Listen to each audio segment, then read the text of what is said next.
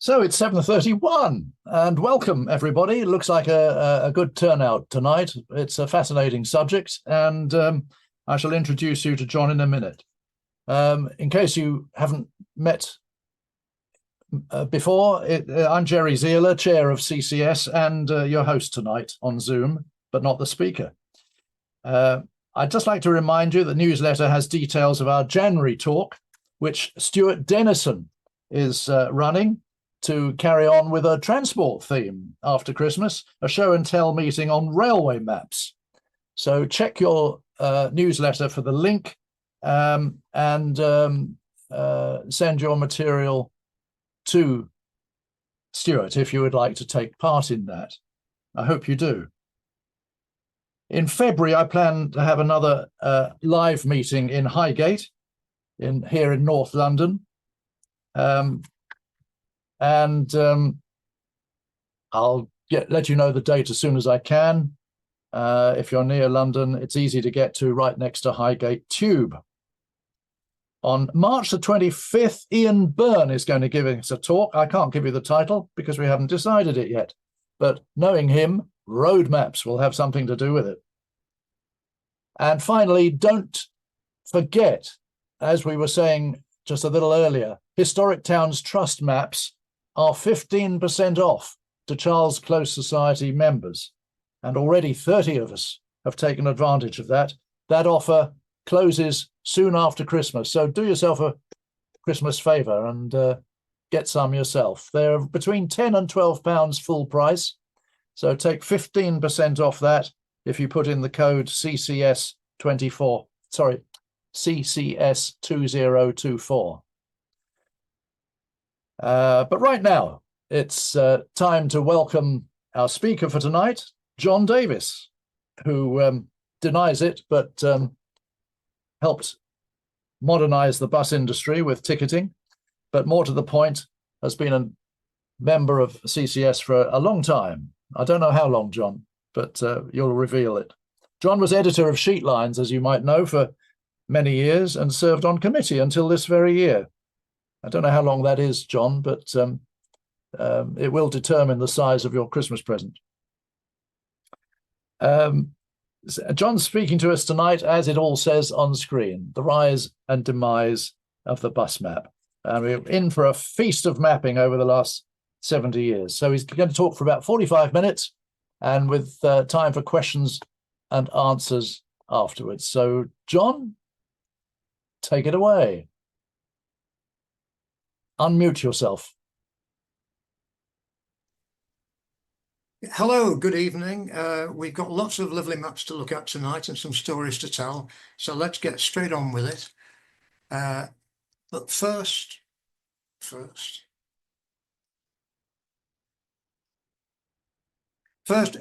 a little bit of history. We're going to go back. I'll take you back to the 1950s, just over 70 years ago.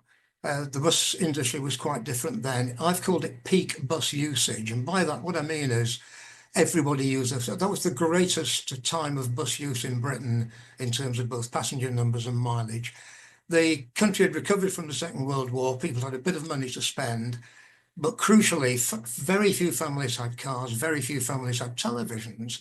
So for all your daily use, for shopping, for going to school, and all your leisure pursuits and going to the cinema and the football and everything else, people used the buses. So the buses were very well used, and they were delivered, the buses were operated throughout the whole of Britain, really by government managed services, either in the towns or towns and cities throughout the country. It was the municipal, it was the corporation bus.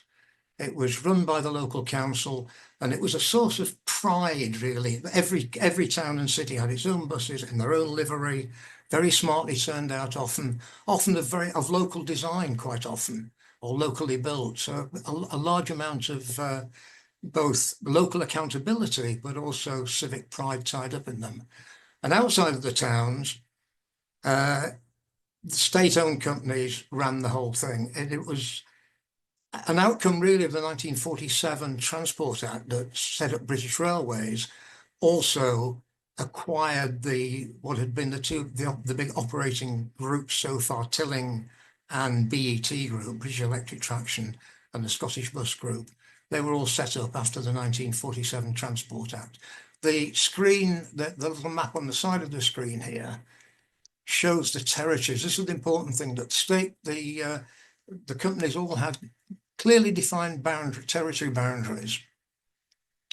They weren't competitive. That was your boundary, and you operated the services within it. And some of these territories, at 4A, you'll see there, that was Crosville, for instance. 11A was Lincolnshire up here. There's Ribble. The little a says it was a Tilling company, and the little b says it was a British Electric Traction company. Anyway, that's the background. So let's get on to our first map. And this is 1953. And as you can see, it's a City and Royal Borough of Edinburgh. So Edinburgh Corporation ran, the Transport Department of Edinburgh Corporation. They ran, as we'll see here, the trams, the buses and the coaches. So on our map, let's have a look at the key down in the corner here. Trams are in red, buses in blue, city tours in green, and the terminal points are marked with, as you'll see here, little circles showing where the streets they ran along. And quite delightfully, the map also has on its back a list of the tramway routes as they were at the time, with the colour coding of the trams. They had boards in front so you could easily recognise the tram. So those are the trams. And it does point out that trams 3 and 4 will be converted to buses, or to motor buses, during the currency of this map, which was 1953 to 1954.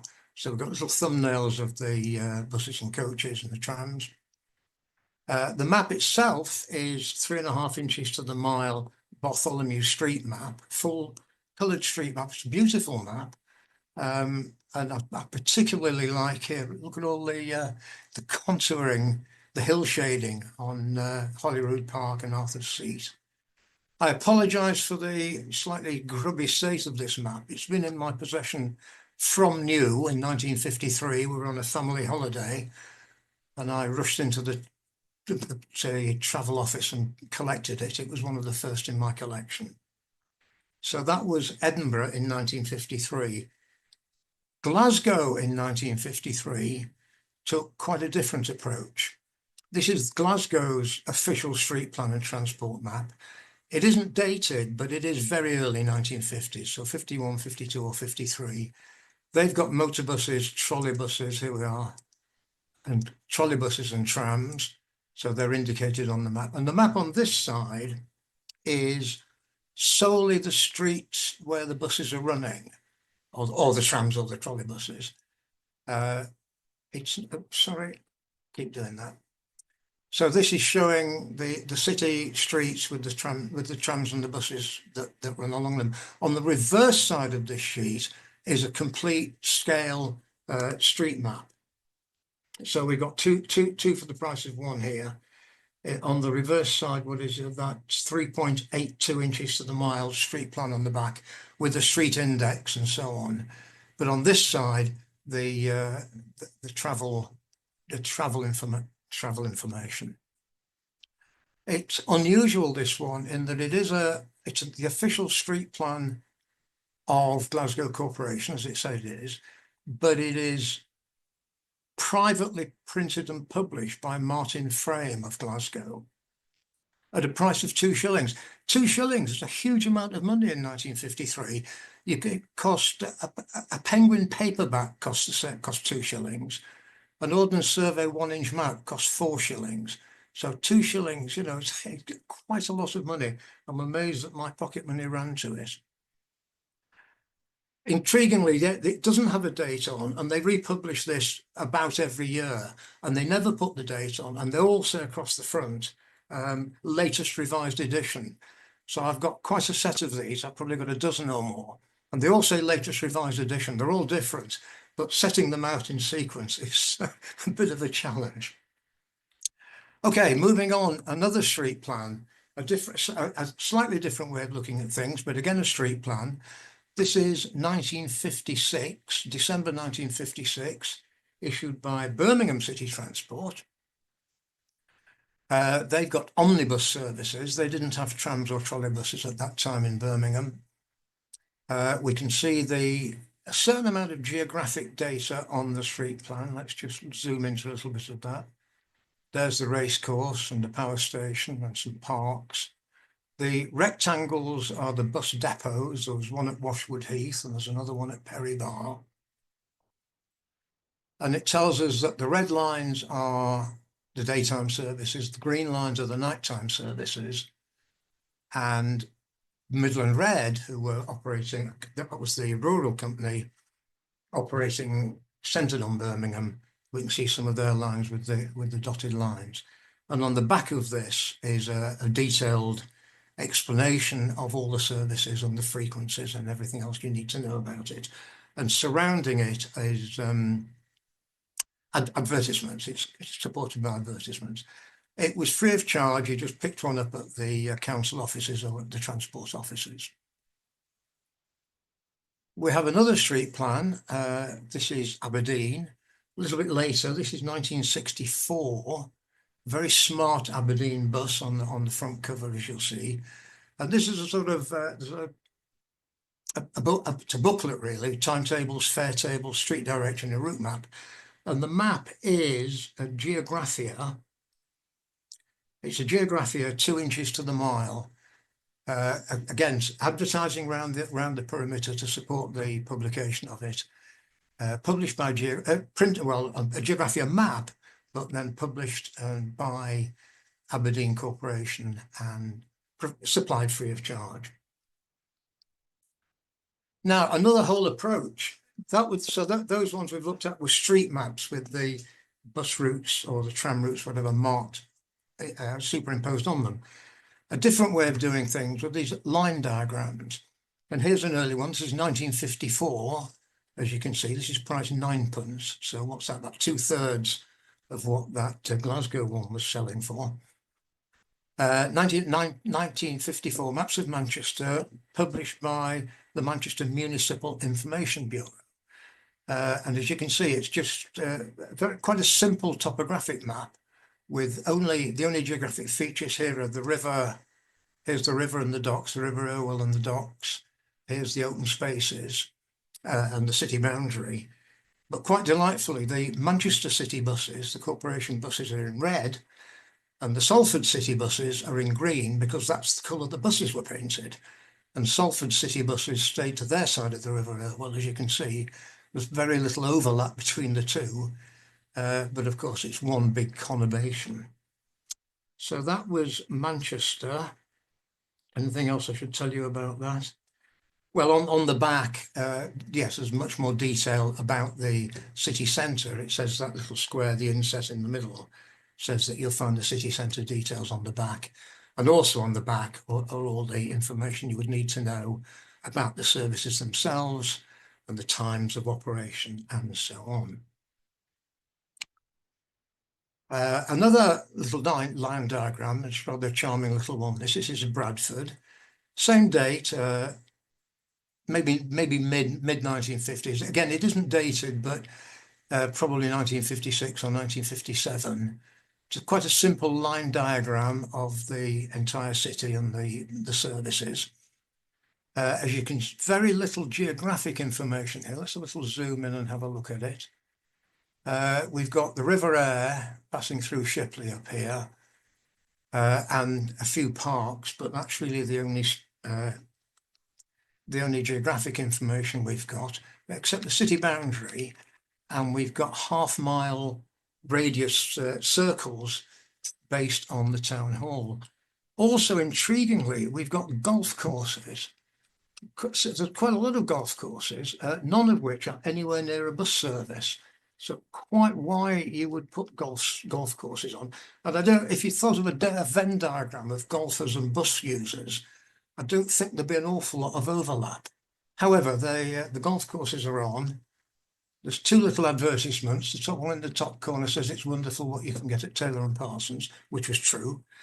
And the other one promotes the RNIB. The key tells us that we can distinguish between trolleybus routes and motorbus routes, but I can't actually see how you distinguish between them. But And it wasn't in colour. This is exactly as it is. It's black and white. Anyway, there it is, and that's Bradford. Let's move on to the neighbouring city of Leeds. Similar date, well, late 50s, we're probably about, again, a lot of these aren't dated, which is quite frustrating, but this would be 1957 or round about there. You can see it's Leeds City Transport Department, 3 inch to the mile. And I find this very striking. I think this would make a splendid poster, wouldn't it? It's very simple, but very strong, very robust. All it's got really is green open spaces marked in green and hospitals marked with a little cross, plus all the bus routes and the bus terminal points with their indicators. This was produced, it's 3 inches to the mile. It tells us that at the top, doesn't it? On the reverse side is 9 inches to the mile, enlargement of the city centre. It's published and produced by the City Transport Department themselves, but it was printed by E.J. Arnold, who were very well established, a very important educational printer based in Leeds at the time. So they are the ones who've printed this. And this was sold for 1 shilling, as you'll see on the cover there. Similar to the Leeds is Liverpool. On their cover, look, a splendid number 80 bus at the pier head. Again, priced a shilling. A very similar style to what we saw at Leeds, and round about the same date. Again, we're still in the late 50s. What does the map show? It shows railways. The previous ones we looked at didn't show railways. This shows railways and railway stations. The red lines here are borough boundaries. And the green up here, strangely enough, is the Leeds and Liverpool Canal. So we've got the Leeds and Liverpool Canal up there. We've got the bus routes, and again with this red marking to indicate the terminal points and the service numbers. So that's Liverpool, and again on the back is the city centre enlarged, 7.5 inches to the mile. The front's 3 inches to the mile. And produced in-house, produced and printed. All these cities like Liverpool have their own in-house department who are quite capable of doing this kind of thing. Another northern city with a similar one, this doesn't have any red, it has the green and the black, but this is Sheffield. Again, priced a shilling, Sheffield Joint Omnibus Committee. So Sheffield had an extensive network, and it was partly owned by the corporation and partly it was owned by British Railways. So it was a joint omnibus committee. So they ran extensively far out into Derbyshire, Buxton and Lincolnshire and right across East Midlands. What do I say about this? It's got, again, very little geographic information other than the green spaces. Does it have railways? No, it doesn't have railways. It does have the hospitals. And what else to say about this one? This was produced by Cook, Hammond and Kell of Westminster and Mitcham. So Cook, Hammond and Kell were important cartographers and map makers in London. So Sheffield have commissioned them to produce this map for them. And again, on the back, as you'd expect, huge amount of information about the services themselves and enlargement of the city centre. Manchester, something similar, but they've got their, this is, have we got a date on this one? 1960, here we are, 1960. This is Manchester. Again, a geographic map with line diagram, similar to what we've seen, except the lines are in red, but we've got the green spaces as we saw before. But what this has got, and well, up in the corner here, we've got the docks, haven't we? A nice little steamer in at the docks. But what is quite nice here is for all the city centre terminal points, of which there's about a dozen or so scattered around the city centre. For every one of them, you have a page showing a photograph, so you know what it looks like, and a list of the services that run from here. And on the cover, I will just mention this. On the cover of the map, I talked about how the way the corporation buses were very much part of local identity and local accountability. You'll see on the front of the map here the name of the general manager. And the general manager was always very well known locally. Obviously, he was a transport professional, but he reported to the transport committee of the corporation, and he would appear in the newspaper, and his name was painted on the side of the buses on the legal lettering, so everybody knew who he was. And I have a little personal anecdote that illustrates the fact that everybody knew who he was. One evening in about 1959 or 1960, I was in a coffee bar in Bradford with my friend David and his girlfriend Celia. And we were waiting for my friend Margaret to turn up, and she was really very late coming in. She got there quite late, and she was quite furious when she got there. Really, really cross and mad. If I ever meet that Mr. Humpage, I'll wring his bloody neck. Now, Mr. Humpage, as everybody in Bradford knew, was the manager of the corporation buses. But what Margaret didn't know was that Celia, who was sitting there, was his daughter. And so she said, "Oh, right, I'll tell Dad when I get home then."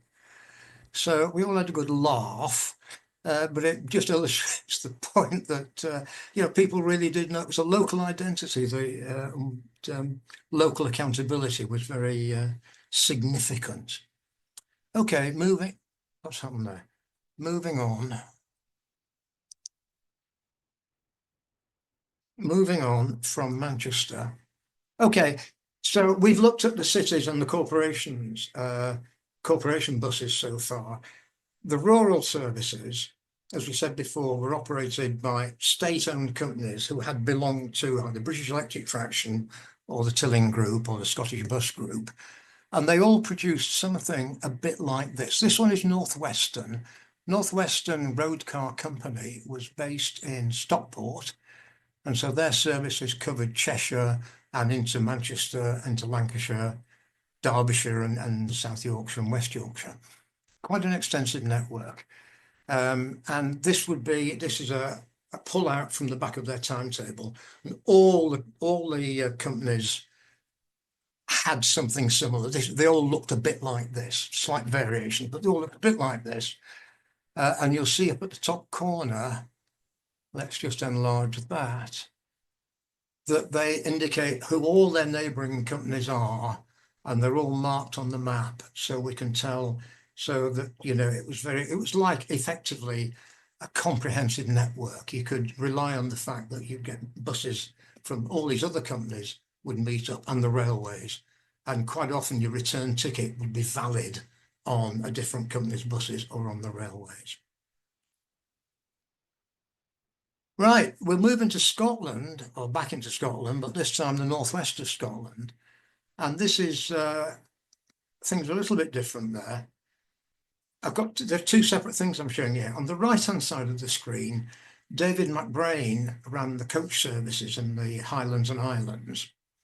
Again, they were state-owned, but they still came under, they were very beautifully red and green painted coaches. And so you'll see on the right-hand side their timetable, and on the back of the timetable, a map showing, let's enlarge it because it's quite interesting. Here we are. So there's the map showing the coach services in the islands, along the west of Scotland and the islands. Also showing the car ferry services, of which there weren't very many in 1960, and their steamer services, the coach services and the train services. So that's the west of Scotland in 1960. But by 1970, let's go over here. This is quite an interesting production. So what this is, the Highlands and Islands Development Board produces, it's a Bartholomew's map, as you can see. It's 12, is it 12? It tells us up here, doesn't it? 12 inches to the mile. 12, or rather 12 miles to the inch, would make more sense, wouldn't it? It's 12 miles to the inch. It's a Bartholomew's map, but it's specially coloured to show, first of all, the territory of the Highlands and Islands Development Board. So they were interested in Aberdeenshire. No, sorry, not interested in Aberdeenshire. They were interested in Inverness Shire and the islands. But the red lines are not the road. Well, they are the roads, but it's not all the roads. The red lines are the bus services. And it's a solid line if the bus goes 5 days a week, and it's a dotted line or a dashed line if the bus goes only less than 5 days a week. And we'll see that they're also showing us the shipping services and the air services, because they were also important in the west of Scotland. And this is priced 1 shilling brackets 5 pence. So clearly we are here 1970, when we're just getting ready for decimal currency to take over.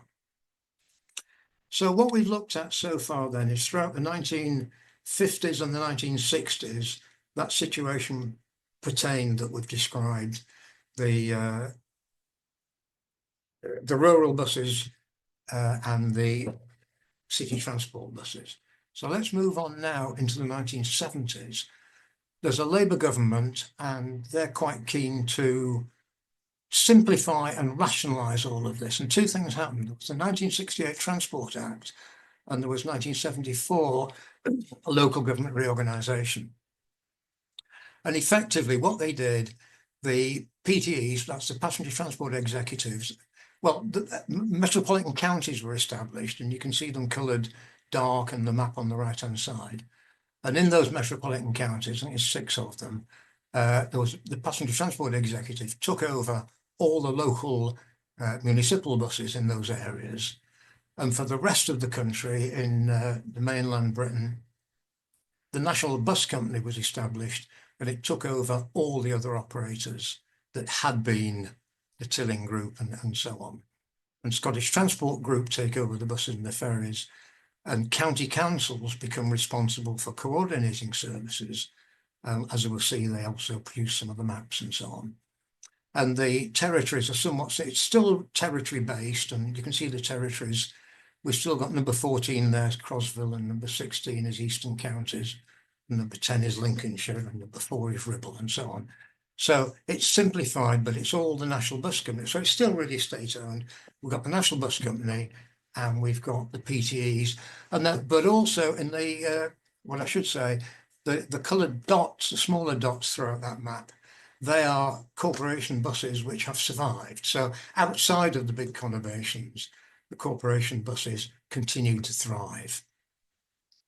Now, the minute the PTEs took over, they really got to work establishing their identity. They've got logos, they've got their typeface, they've got their own maps and their own style of doing things. And also with this, so this is Greater Glasgow, who, as you might guess, are operating in Strathclyde. Let me just check the date here, 1975. So what we've got is 1975, it's 1 to 55,000. It's the cartography is by Fairy Surveys of Scotland, based on OS, and it's printed by John Bartholomew. But what it's got here is it's the first we see of this different style of producing bus maps. The streets or the roads where the buses operate are coloured green in this case, and the name of the road is reversed out in white. And that becomes an established style. We see that throughout most of the rest of the maps we look at, that style. And this is the first example, the earliest example I have of that style of cartography. So it was Fairy Surveys who produced this particular one. And it combines, because the Greater Glasgow PTE were a coordinator, they were an operator, but they were also a coordinating body and executive. So this shows the buses that they run, which is the urban services in Glasgow, and also the Scottish Bus Group services, which you can see in the rural areas. And it's quite an attractive map, isn't it? Because it's showing, we can see the built-up areas in grey, we can see the River Clyde, and then we can get a real sense of the rural area and the village areas outside of Glasgow, beyond Mulgai and Lennoxtown, and going out towards the Highlands. So that was Greater Glasgow. We'll look at each of the PTEs because they've all done it differently. Tyne and Wear, it's a bit harsh looking, isn't it? But they've done a similar thing, same style of mapping as you can see, but not quite so attractive in my view. But it's the same idea. We've got there up in the top left on the title, you'll see that Tyne and Wear got their logo, Tyne and Wear PTE's logo, and then Northern and United were two of the companies now forming part of the National Bus Company, and that double N symbol is the National Bus Company symbol. And then it's also saying, and we're including all the other transport operators in British Rail and the ferries. So that's the Tyne and Wear. And again, like all, I won't keep saying it, but on the back, you've always got a lot of information, the specific information about the services and so on. This is sold for 10 pence, and it's, as you can see, it's dated February 1978. I think this is a dreadful, on Bradford's behalf, I apologise. I think this is about the worst map we'll look at tonight. This is the Metro with the West Yorkshire PTE. They gave themselves the title Metro. Again, they took over all the corporation buses in Huddersfield, Wakefield, Leeds, Bradford, Halifax. But what a measly looking map, isn't it? Let's move on. This is Liverpool. Oh, sorry, Mersey PTE, Merseyside PTE.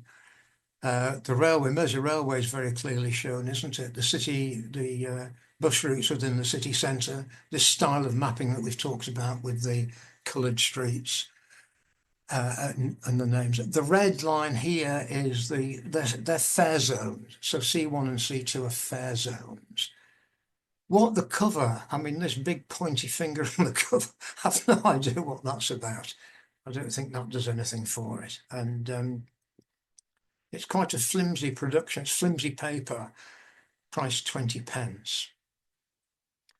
With some more PTEs here. Now, this is a beauty, this one. This is Selneck. Selneck was the name for, what was it, South East Lancashire and North East Cheshire. In other words, Greater Manchester area. And later they called themselves Greater Manchester PTE.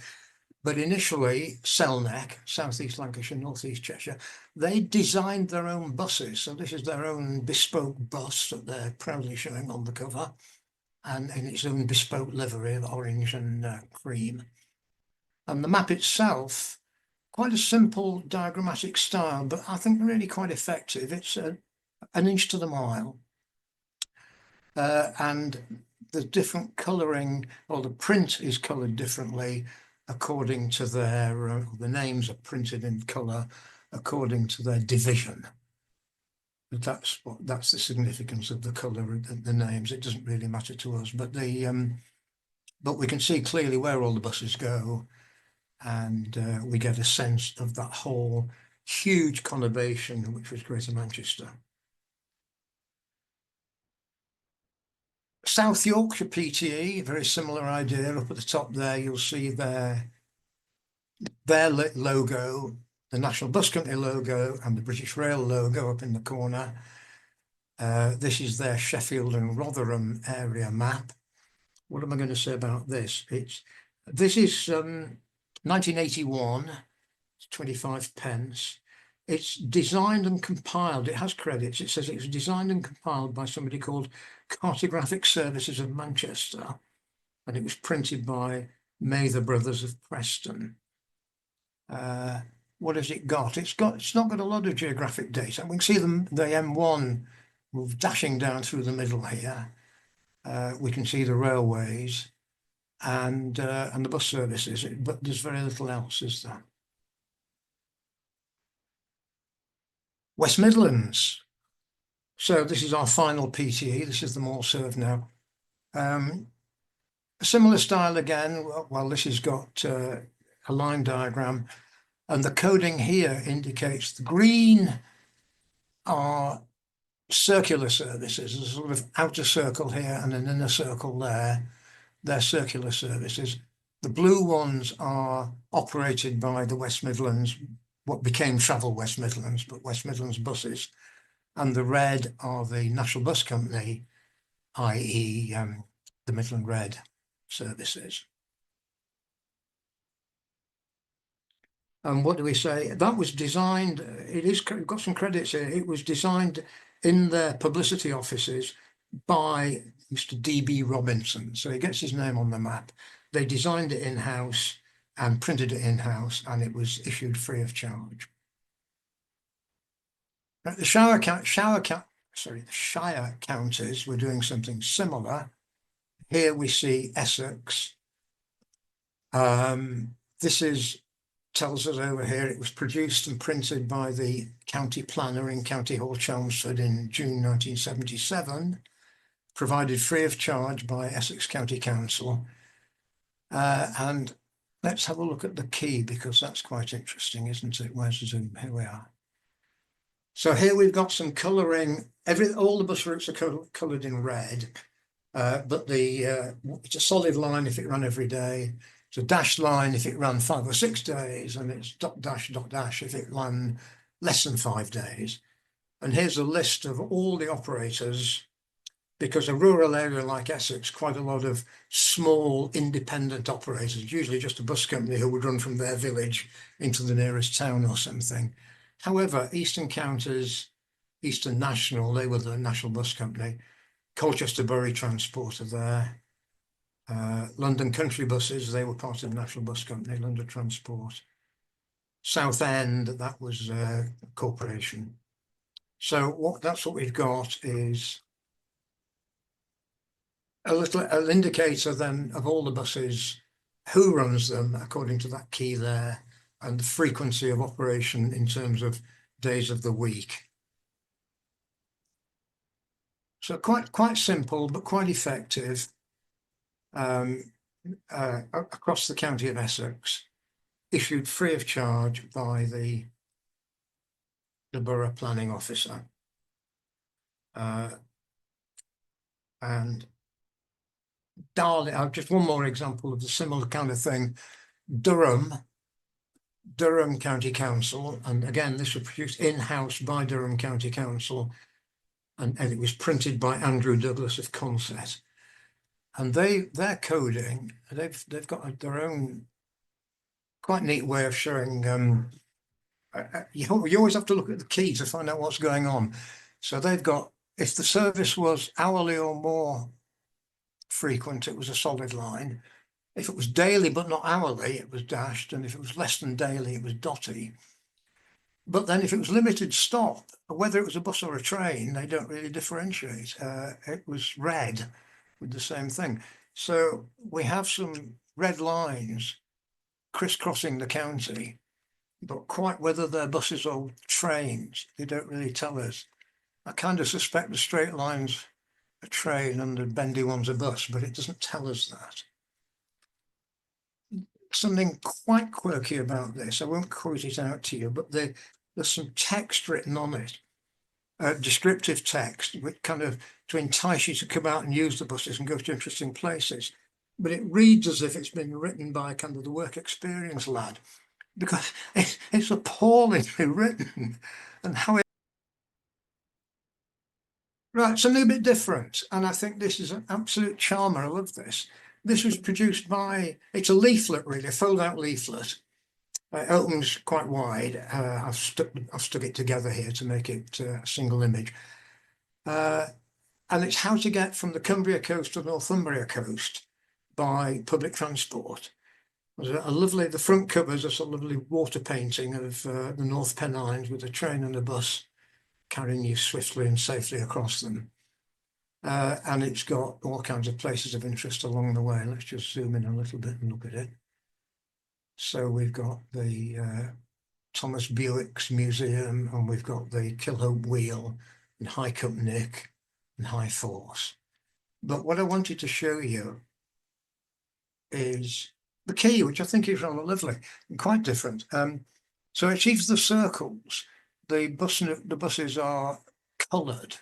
But if we look at the key, what the colouring here is telling us is which is the local authority you should contact for any information. So whether it was Cumbria, Tyne and Wear County or Durham and so on, that's who to contact for specific information about the bus, because this leaflet doesn't carry any further details. But then the lines joining the circles, we've got a different system going on here. Blue line said it was Monday to Friday, or it was a Saturday service if it was yellow, and it was a Sunday service, it was red. if it only been part of the year, they were shown in broken lines. And if it was a train or part of it was a train, then it was a crisscross. But we also see the Pennine Way and some narrow gauge railways and some youth hostels. So I think that is an absolute charm. And it was produced by, it was produced by a consortium. I'll have to just check my notes, won't I? It was a consortium of, well, various local authorities and bus companies and the YHA and the Countryside Commission all cooperated to produce this. It doesn't have a date. No, it doesn't have a date. Slightly frustrating, but anyway, it's 1970s and a little gem. I just thought you'd like it. I like it. Right, so counties, as we say, had assumed responsibility for coordinating the services, and the larger bus companies, in this case London Country, which was part of National Bus Company, they involved themselves, I'll say, in production. So this Hertfordshire map, this sets the scene to what a lot of these counties did later. The style here, what you see is throughout the whole of the rural area, we've got just lines joining the conurbation, the little villages and towns together. But on the inset, we've got street maps, effectively street maps of each of the little town centres, with this reversed out style of the roads being named. And down here, we've got a key. Now, what we need to say about this, several interesting things about this. First of all, if you can look down here, this is the first of what we've seen today produced by FWT Cartography at London EC2. The FWT became a major force in the bus map production. This is the earliest one I have of theirs. Did I mention the date? The date's 1982, or it says it 1982. And it credits the people who did it, David Penrose and C. Tigg, March 1982. And over on the key here, we'll see how all London Country and Green Line, they were all National Bus Company. All their services are in green, and then everybody else's services, we've got a little symbol to tell us who the operator is. Again, we've got some small local operators. And we've got a distinction between a full-time bus route and a peak hour bus route. So these dotted lines, they mean something different every time. You always have to check the key to find out what they mean. But anyway, this is Hertfordshire, and this style of map where the county's producing it, the bus companies are cooperating, and it's covering the whole network, becomes a really established and quite an effective way of doing things. Okay. This is Southdown. Southdown was part of the National Bus Company. There's a symbol. There's lots of pictures of their different kinds of buses and coaches. And they've produced their own map of the Sussex area. Not a lot to say about it, really, is there? It was issued free of charge. It doesn't have any information on the back, a little bit of tourist information, a bit of sort of advertising on the back. It's more a promotional thing, really, than a comprehensive bus map, and it doesn't show other operators' services, strangely. But anyway, so it's the bus and coach map of produced by Southdown. But this, I love this, and this is something really quite different. When the National Bus Company, thinking along the lines of British Rail, like to think of themselves, although they didn't really work like this, as a national network.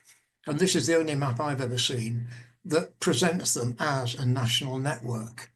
So it doesn't bother telling us who the operating company is. This is just the National Bus Company, or companies in England and Wales, and all their intercity or interurban area maps, routes. It's dated 1982, as you can see. It's sold for 10 pence. It doesn't have National Express. National Express, of course, was part of National Bus Company. They had the same symbol, and they were operated. The coaches were operated by the companies of the National Bus Company, but they seem to have, in terms of publicity, they went their own way. So this will show us that we can get from London to Ipswich and Norwich by local bus, but it doesn't mention that actually you could go there much faster by National Express coach. So we have covered the 1970s and into the 1980s. And that was all, in my view, it was all looking quite well. It was all coordinated and it was integrated, and it was quite a simple way of using buses and coaches. 1985 Transport Act, this is Mrs. Thatcher, effectively came along with a wrecking ball, took a wrecking ball to all of that and said, no, we'll do it differently. And what they did, they fragmented, they took all those bus companies, whether it's PTEs or whether it was the National Bus Company, they fragmented them into small units, really just 2 or 3 depots perhaps, and every one of them was sold off separately. This whole concept of territories was abolished. The idea of having a license to operate was abolished. So new bus company, anybody could buy a minibus and just start running it. And people who'd acquired, like management buyouts or anybody else who'd acquired any of these bits of bus companies, could all just operate, do whatever they like, and their job was to make a profit, and the council's job was to pay all the costs. So the councils had to subsidise. If the council wanted a loss-making service to run, let's say on a Sunday, or to a hospital or something that wasn't going to be a profitable thing, the council had to pay for that. And the councils were also required to provide all the infrastructure, bus stop signs, bus shelters, inquiry offices, and maps, and any other coordination, any other infrastructure. So all the costs fell onto the councils, and the bus companies were invited to make profit. It's not for me to say whether this turned out well or not, but, well, it led to a lot of asset stripping, and it led to an awful lot of very predatory behaviour. But let's focus on the maps. So that one of the sold off companies was Western National. This isn't really a bus map. I've put it here because it looks like a map. It's really just a promotional leaflet for Western National. They handed out free as holidaymakers, and it's their territory in Devon, as we can see, and it shows you all the lovely places that you could visit in Devon using their buses and which bus to catch. But there isn't any further information, and of course it really doesn't show. It's not useful for anybody wanting to travel around Devon who wants to go somewhere that one of their buses doesn't happen to go to. But there it is. They've painted their buses, as you can see, in a vivid livery, very distinctive. Holiday ideas for summer '87. Now, we looked at the Hertfordshire map earlier, and that included London Country buses. Well, London Country was split up into 4 units, and one of them was London Country North East. And London Country North East kind of re-established itself as County Bus and Coach, based itself in Harlow. And then, as you can see from the cover on the left-hand side, had various operating names, Lee Valley, Green Line, and so on in their territory. And they've produced this showing the services they ran. It doesn't tell us anything else about what's going on in Essex and Hertfordshire, but it's what they did. Again, let's look at their key, because the key's always, so you have to look at the key to find out what's going on. So there's a dagger if it's an irregular service. There's a star if it's a Sunday only.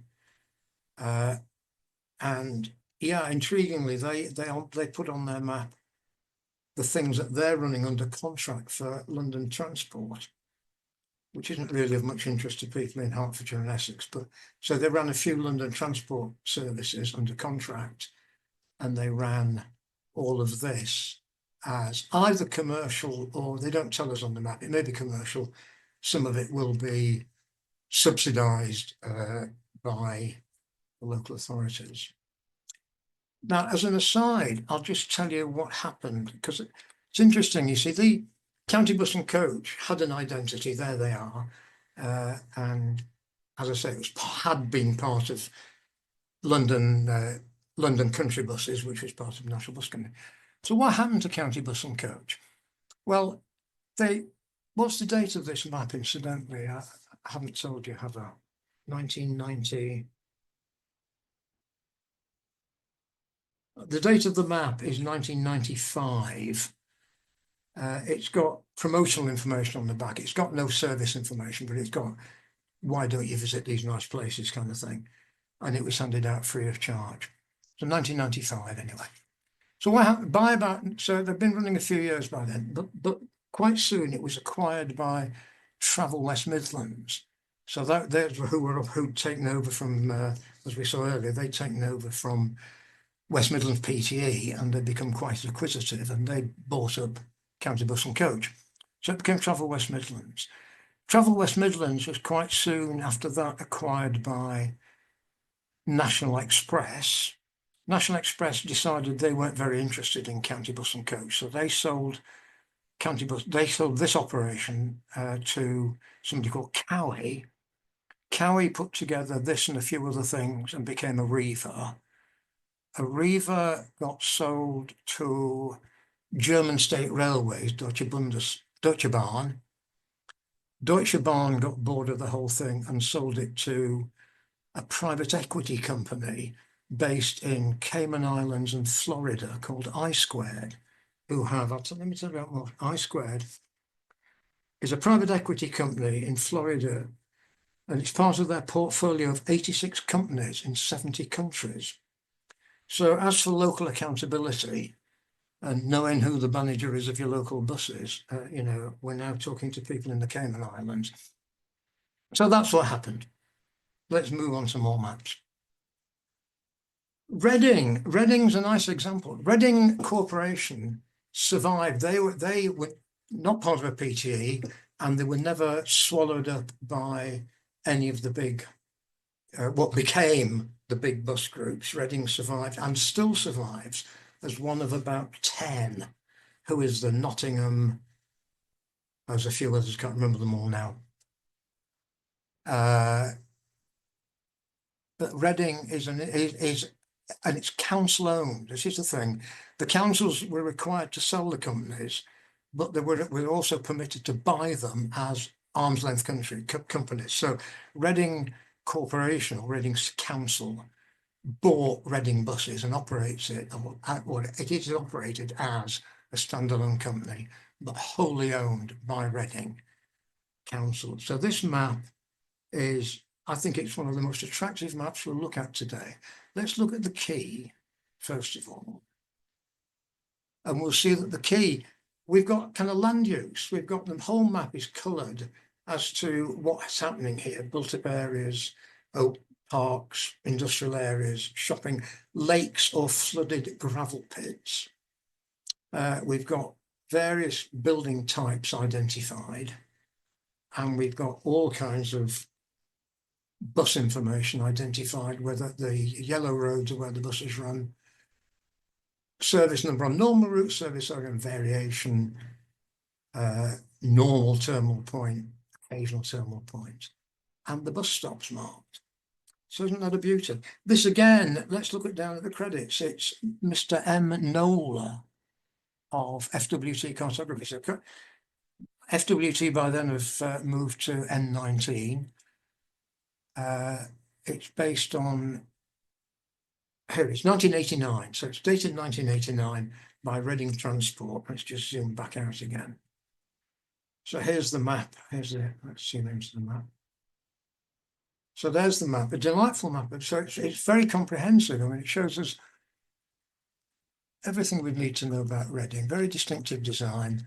The bus routes all marked out in yellow. And good job, FWT, good job, Reading, I would say. I'll tell you actually who the local area, the local councils owned bus companies are Reading, Nottingham, Blackpool, Ipswich, Warrington, Lothian, Newport, Cardiff, and Dumfries and Galloway. So that's for your interest, who they are. Another map. Cheshire, that's a nice one, isn't it? So this is Cheshire, March 1986. Produced again by FWT and again by Mr. Tigg. We saw him earlier, didn't we? In the Hertfordshire one. Now, again, let's look at the key and understand what's going on here. So the coloured lines here tell us 5 or more journeys a day, 1 to 4 journeys a day, journeys on certain days, terminus points, certain journeys only, and so on. And then how to identify the operator. So the bus routes are all marked on the map and they're all numbered on the map. But then to find out who runs it, we look at this little key here, and that'll tell us if it's a number, then it's Chester or it's Crosville and so on. Crosville, and interestingly, yeah, Crosville. So this is a successor company to the National Bus Company, who by this time have been abolished, of course. So we've still got a successor company called Crosville. And there's the copyright on the map. So they clearly have cooperated with the council in producing this and with FWT. So there it is. So those are the Cheshire buses. And yeah, quite a nice kind of rural, a little national, a Leyland nationalist, isn't it? A Leyland National Crosville bus passing a farmhouse in somewhere in rural Cheshire. Gwynedd. Now, yeah, I don't know, slightly disappointing. If you think about the absolutely magnificent mountainous terrain to be found in Snowdonia and Cadair Idris and so on, they're just little yellow splodges here, aren't they? So slightly disappointing. However, Gwynedd took a novel approach. They decided to show that they were coordinating by having all the operators paint their buses with a red front and a white and green sign and tail or whatever they are. So you could identify that this was a Gwynedd bus, but of course Gwynedd didn't run them at all. But here's a comprehensive map of the county, and it looks to be a big key, but half of it's in Welsh, of course. So just look at this side. Main bus route variation on infrequent service, summer bus 6 days a week, certain days a week, and so on. So, and this is not credited. We don't know who produced this one. They don't tell us. It was free of charge, but it does rather undersell the county, I feel, compared with Cumbria. Now, isn't that a beauty? So this is Cumbria. This is 1997. Now, that really makes you want to go there, doesn't it? Look at all the splendid hills of the Lake District and the lakes.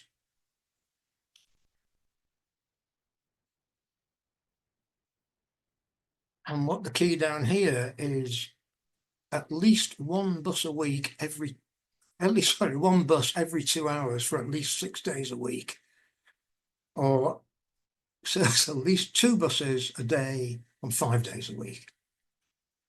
Anyway, so we get a sense then of which are the frequent services and which are the less frequent services. And who is this produced by? This is, yeah, it's 4 miles to the inch. It's produced by FWT. And it's a cracker. I think that's a really attractive map. We've got here's the Ravenglass and Eskdale Railway. And a sort of impressionist sort of painting on the front. Map and travel guide to Cumbria and the Lake District. Now, a whole different style of producing bus maps was favoured by Pindar. Pindar with the other people, FWT and Pindar were the 2 companies really most heavily engaged in producing bus maps. We're into 1997, as it says. This is Middlesbrough area. So we've got 4 operating companies: Stagecoach, Trindon Motor Services, Tees and United. So they would all cooperate with the Middlesbrough Council and all the buses are on here. But in terms of the map, I don't know, it's slightly cluttered, isn't it? What you had to do here was to choose a different colour for each service and then plot them all. But it gets a bit clumsy looking to me. It kind of works. But there it is, take a view. There was no scale shown, it was free of charge. And yeah, I mean, if you want to travel around Middlesbrough, then certainly it would show you where the buses go. And then if you can figure out all the different colours, it will tell you which number it is. I see they have the numbers alongside them anyway, so it makes, in a way, the colours are a bit redundant. But then Bristol have gone the whole Harry Beck. I mean, let's just abandon geography completely. Let's just pretend it's a tube network. I mean, I found that mind-boggling. So this is first City Line, as they called themselves then. There's one of their buses. 31st of July 2000. And that's Bristol as seen by First City Line. So there's not a lot of information about frequency or anything. I suppose they all run every day, and that's just that. And it does kind of show where they go, but you know, you'd quite like. I mean, I'd like to know where the river is and the docks and so on. It's not. Anyway, it was free of charge, so that's one thing. And there were and there's no credits. We don't know who did it. Presumably an in-house job, but we don't really know. But there's another little gem back in Cumbria. They did things nicely in Cumbria, isn't that? That's a single leaflet for the bus that goes at Great Langdale to the Dungeon Gill Hotel. It isn't a timetable. It's simply a map of where the bus goes, and it's promoting the idea of why don't you have a walk? So there's the Langdale Pikes. There's the Dungeon Gill up at the head of Langdale. The bus goes down to Ambleside over here. And there's nice walks around Skeleth Force and up Dungeon Gill, Stickleton and so on. So you can do a walk and catch the 516 bus. And I think that's really delightful. And the photograph on the front, that really promotes, and it's the county who've done this, and Stagecoach were operating the bus, and maybe they helped to fund this. I don't know. They don't tell us that. Now, another whole way of looking at things. This is somebody called the East Midlands Regional Assembly. And they're trying to show the idea, spring 2008, so we're into the 21st century. 2008, here we are. And the idea here, I guess, is to show how connectivity, that's the thing, isn't it? Show how connected all these towns and villages are in the East Midlands.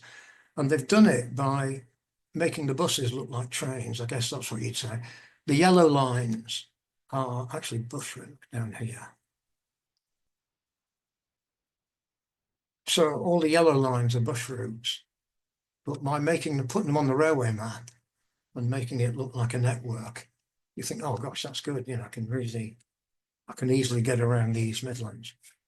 I think that was quite short-lived. That was again produced by FWT, and it was handed out free of charge by the East Midlands Regional Assembly.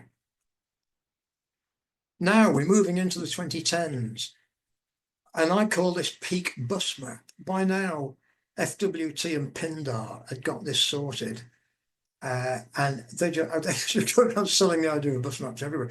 And everybody everywhere has a bus map. And they vary really by the covers. The covers are beautiful.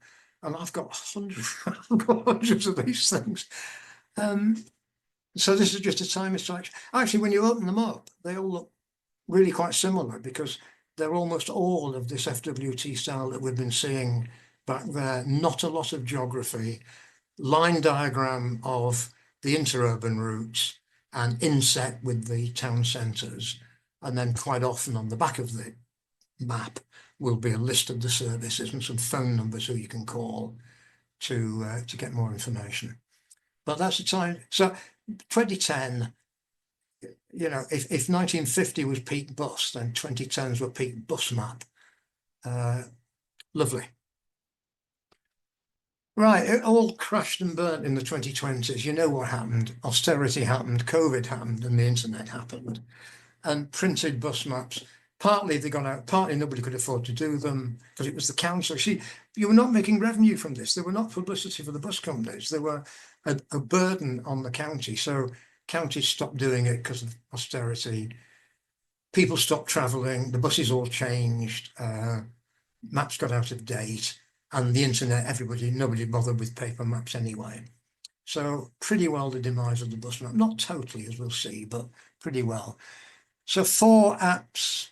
There were lots of apps and lots of ways of looking at things, but top left there is travel line. So if you already know exactly where you want to go, where you want to start, where you want to finish, and exactly when, something like travel line, you know, it'll tell you the buses and trains to get there. Over here, you've got Google Maps. If you click on a bus stop, it'll show you all the buses that go from that bus stop. Over here, you've got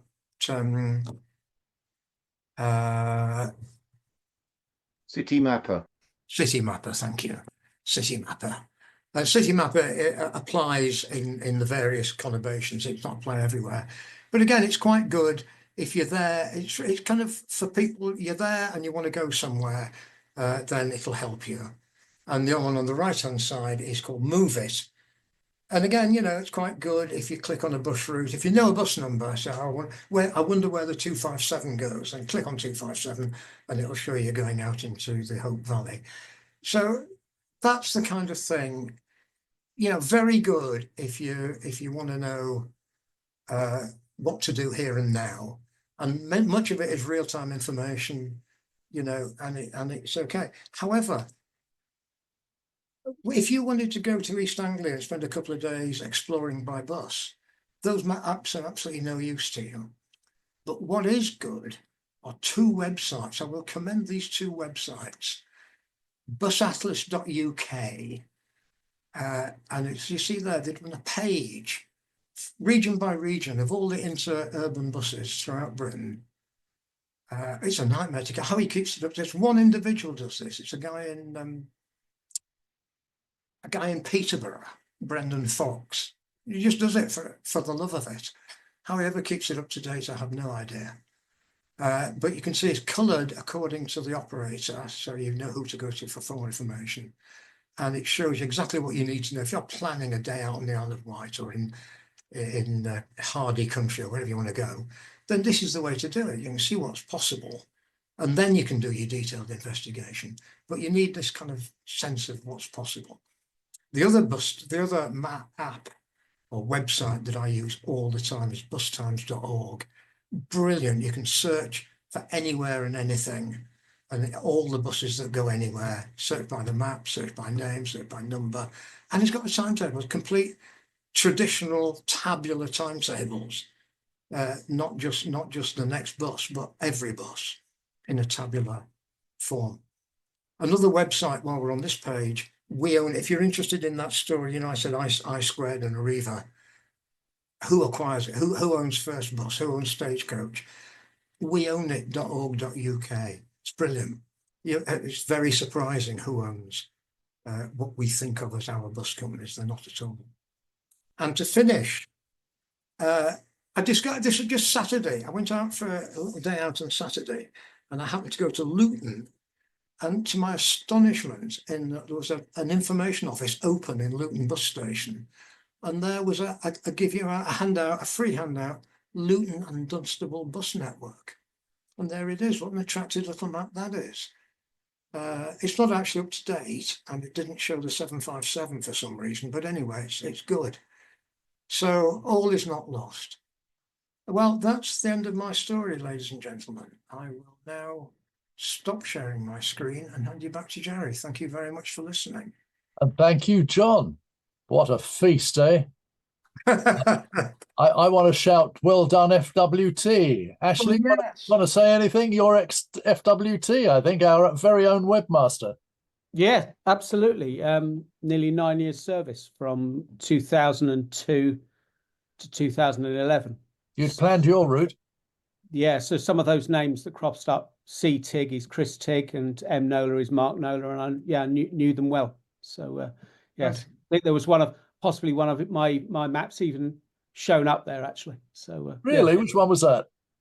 I think it was the one that, funnily enough, the one John said he didn't like very much. The one choose carefully. we turned into we turned the bus map into a sort of transport train map idea. Oh, these. Oh, yes. Yeah. Okay. But yeah, we were never, quite often we weren't given much cartographic license. No. More often than not, we were told that's how it needs to be drawn. Just go away and draw it. Yeah. Ash, you're going to have to come to one of the show and tells at Highgate in the Woodman pub. It's your old local, isn't it? Oh, it certainly is. Yeah, absolutely. Yeah. Thank you, John, very much indeed. That was an absolute feast. I've scribbled away furiously here, and there's too much to comment on, really, but that I can add on anyway. But I mean, it really was. Perhaps Ash could join in on this. It really was a contest, wasn't it, between Pindar and FWT or FWT cartography in particular, which still exists, doesn't it? Doug Rose still owns it.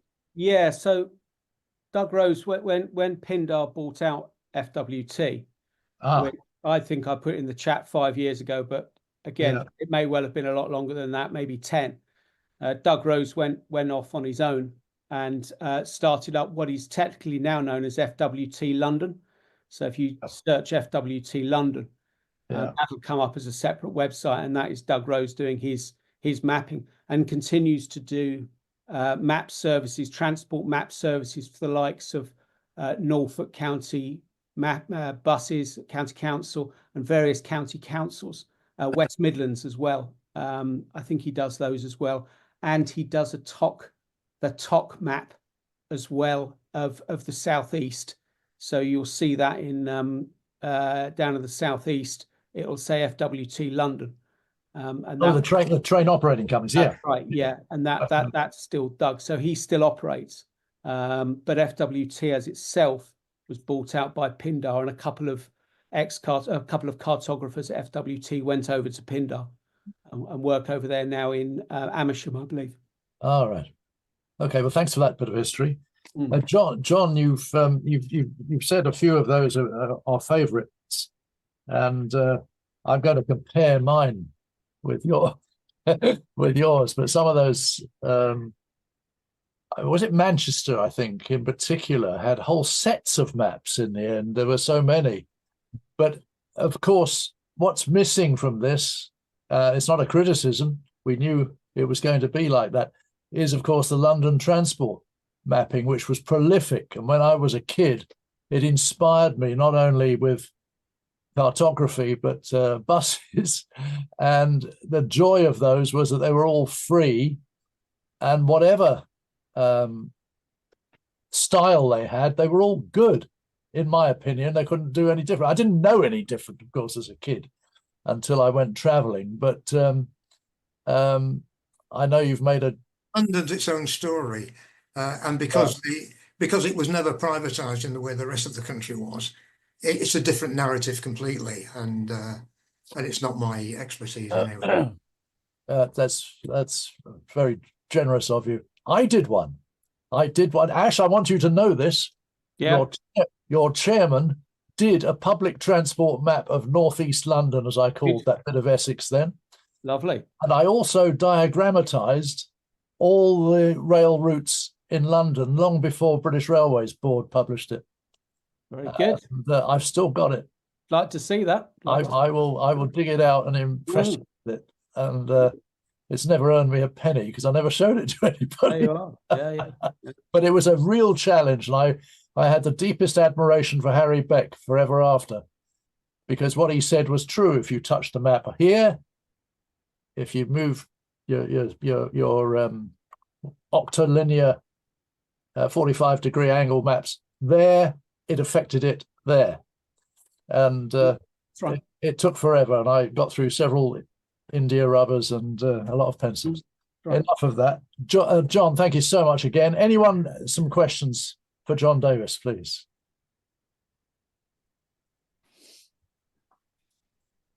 You've said too much. It was a feast. And thank you so much. How does the Netherlands compare, Michiel Rademakers? Very, very bad.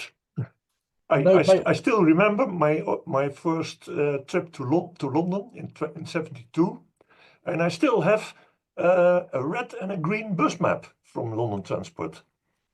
If anybody is interested, I can make scans of it. I'm sure everyone would love to see it. There were so many London Transport variants, weren't there? About 350 lines in 72. Yeah, yeah. Routes, that is, in England. I've one question for the speaker of tonight. There was one map where there was in the index an enumeration of the lines of the companies, but there were two companies who had similar numbers. How was one supposed to interpret that? Well, yeah, if it happened on the same map, there was often a little letter alongside. Some of those did, the Cheshire one, for example. Yes, that one. Yeah, there was a number 6 and number 12 at the first, and a number 10 at the third. Well, on the key of the map, it said if that number is in the Chester area, then it's Chester. If it's in the Warrington area, then it's somebody else. And if it's in the so it told you just a number, or if it was not just a number, then it had a code letter alongside. I see. Yeah.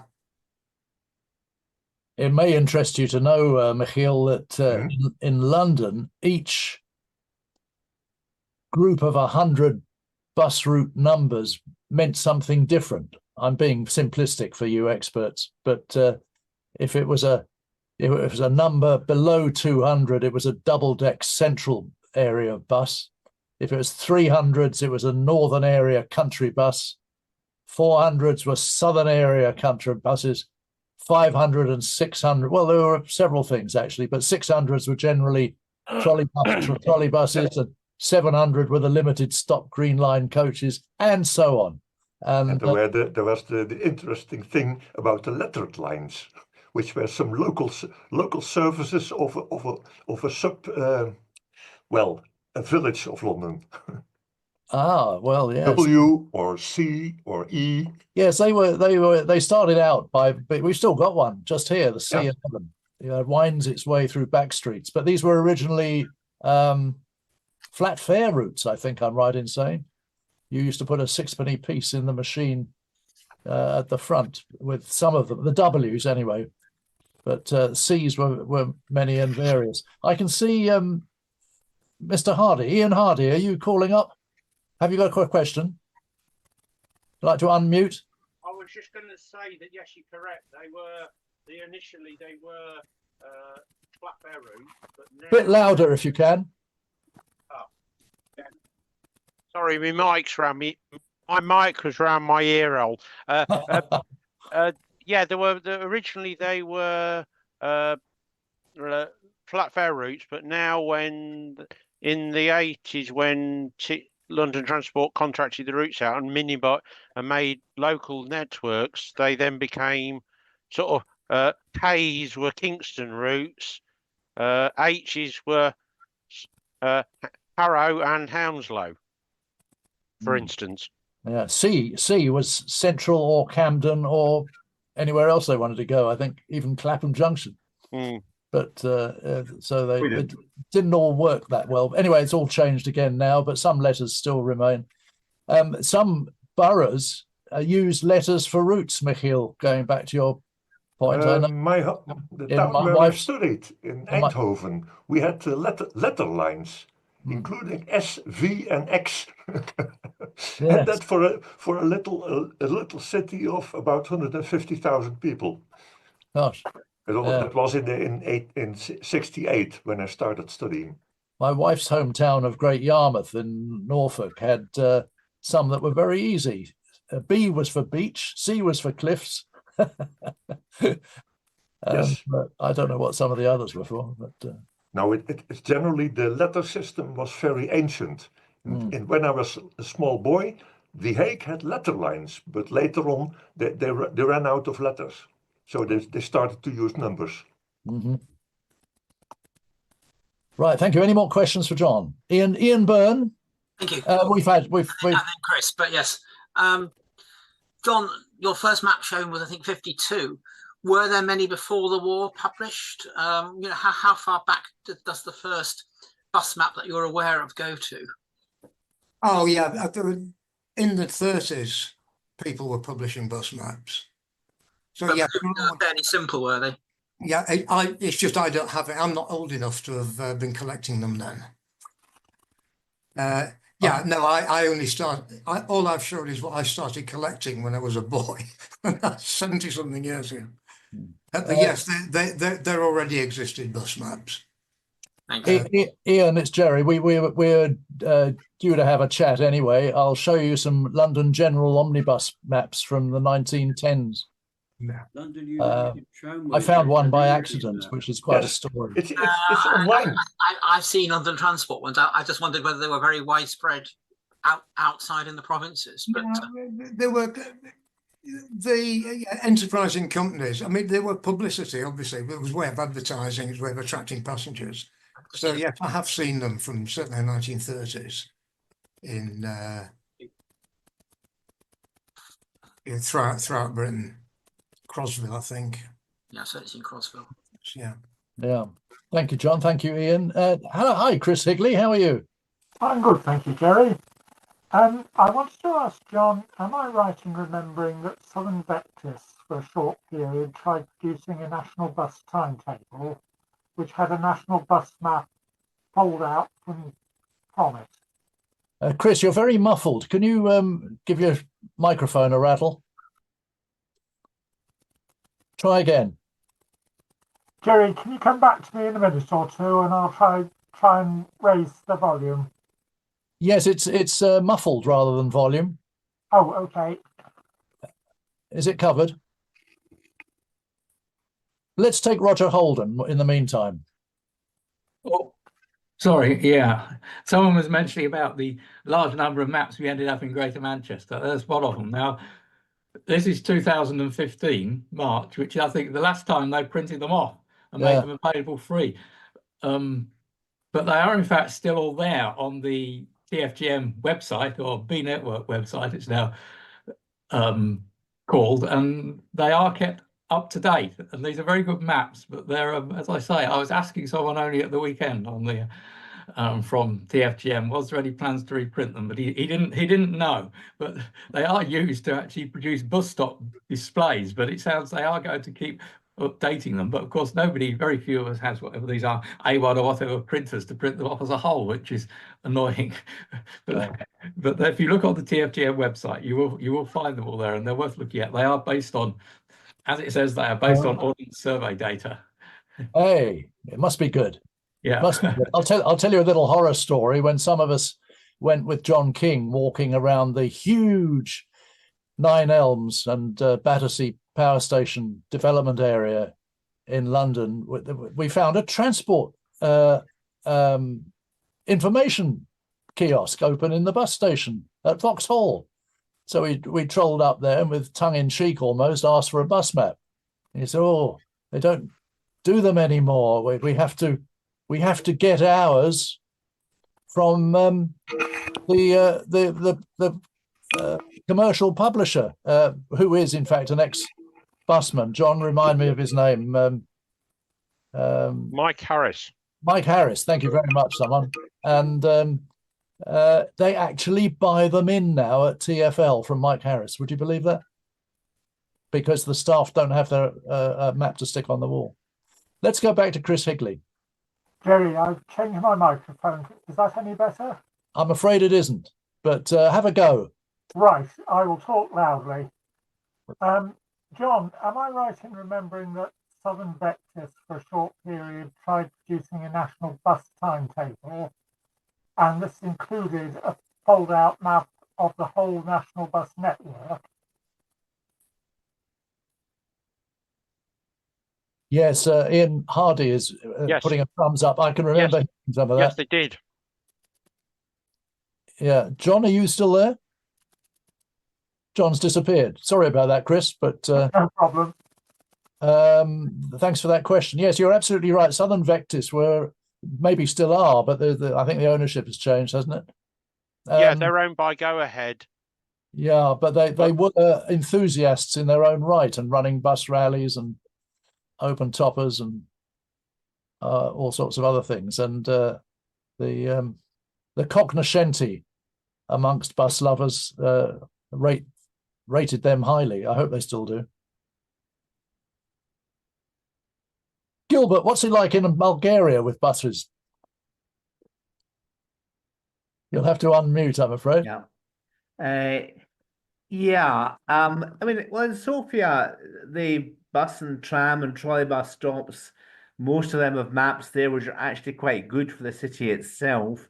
I can't really speak for long distance, but I mean, the network is pretty simple. There's not that many big cities, and I can't really tell you much about the maps of individual towns. Trying to find decent quality maps that are not just your bog standard road maps in Bulgaria is something that I've eventually given up on. But certainly within Sofia itself, there is quite good publicity of the routes. If you go onto their website, you can look at all the different routes with all the different bus and tram stops. But getting paper maps these days, I think, is probably pretty well impossible, like it is in the UK, although I can't say I've been making a huge effort in that area. No, I think you're absolutely right. Anyone else, please? Oh, Will Messenger. Has your dog got a point here? Timmy would like to ask a question, but he said he's too shy. Oh, rough. Thank you. Anyone else? Otherwise, I hope he's still here, but I don't have him showing. But I'd like to publicly thank John Davis for a splendid talk. I hope you agree. He's put a heck of a lot of work into that, and he's good at summing it up. But he has the insight, of course, of someone who saw this growth, splintering, regrouping, and almost suicidal changes in the bus industry for a bit. But there are some strange things going on now. I recommend to you, if you don't see it already, a website or a blog called Bus and Train User, which is fairly outspoken on things that need to be outspoken about. And I'm hooked on it. And John Davis introduced me to that, so it's all his fault. And it's a 3 times weekly email that comes out, and Mr. French runs it. I've forgotten his first name. But Roger, thank you, Roger French. Who said that? Who knows him? Ian Hardy. Hello, Ian. Yeah, he used to be the head managing director of Brighton and Hove Buses. That's it. Yeah, I'm proud of it. Yeah. He used to be my brother's boss. Oh, really? My brother used to work for him. Combined schedule. and was he a tolerable boss? He was a good, yes. He liked Roger French. He didn't like the guys who came after him though, so he retired early. Yes. He's a stickler for doing a good job, I think. Oh, welcome back, John. You're muted, but I've been singing your praises and thanking you profusely. All right. Yeah. And we were just talking about that website that you introduced me to, the Bus and Train User, which a couple of the guys here know well, and saying how good he was when he was at Brighton and Hove. Was it Brighton and Hove? Yeah. Yeah, and he's very less tolerant of bus companies that put out little information, or he absolutely loves DRT buses, doesn't he? Hates them. Yeah. Ian Hardy again. Yeah. One thing I've done is I put a link to there's somebody called Barry Doe who produces a list of printed maps and timetables on his website, and it's now showing very few that actually physically exist as paper form. but it's quite a good website. Thank you for that. He's the man who's a ticketing expert in trains, isn't he? Yes, but he also does that website. He used to publish a book, but now it's only the website showing all the timetables and maps and the dates of them. I can see that. Thank you. www.barrydoe.co.uk. Yeah. Thank you for that. I'll leave. And also, he's quite handy if somebody sees a new map that updates his website. He likes to be told. Really? Yeah. Yeah. Because I picked up maps and he's not. He updates him, so I update him. Yeah. Good. Well, you've got lots of thanks here, John, in chat. Anne Taylor, thanks you very much. Great talk. Alex Kent as well. These are colleagues of ours on committee who have already missing John. I'll have to lure you back, I think, John. I'm going to can I make a point? Would John be interested in scans of 1972 London Transport bus maps? Yeah. I'll keep it in mind. I'll make it, and I'll try to get you mail. Good, that was. Oh, and thanks a lot. It's a very interesting talk. Thank you, Michiel. What maps was that? It's 1972 London Transport bus maps. One for the red and one for the green lines. Oh, goodness. Yes. Well, count me interested. Thanks again, John. Ian Byrne, were you waving or clapping? Goodbye and saying thank you. So. All right. Well, let's do that now because it's 9 o'clock. Thank you so much for all that hard work putting it together, John. And lovely. I hope to see you somewhere real soon. And meet again. Don't forget that HTT Maps offer, folks. Go to Historic Towns Trust .something, and there are 17 maps to choose from, and you put in CCS 2024 to get a discount of them. And they've just published Ripon for you guys up north, and there's an earlier one of Beverley and Hull, of course, and plenty of others as well. Have a look and enjoy your Christmas. We'll see you again. I haven't got a talk fixed for December, I'm afraid, but we'll see you again, I hope, for Stuart Denison's talk in January. Keep watching your newsletters. And if you're anywhere near London, keep your eyes open for the next show and tell at the old FWT pub in Highgate, near Highgate Woods. And we'll see you all again soon. Thank you for coming. Great turnout. Cheers, John. Thank you. Thank you very much.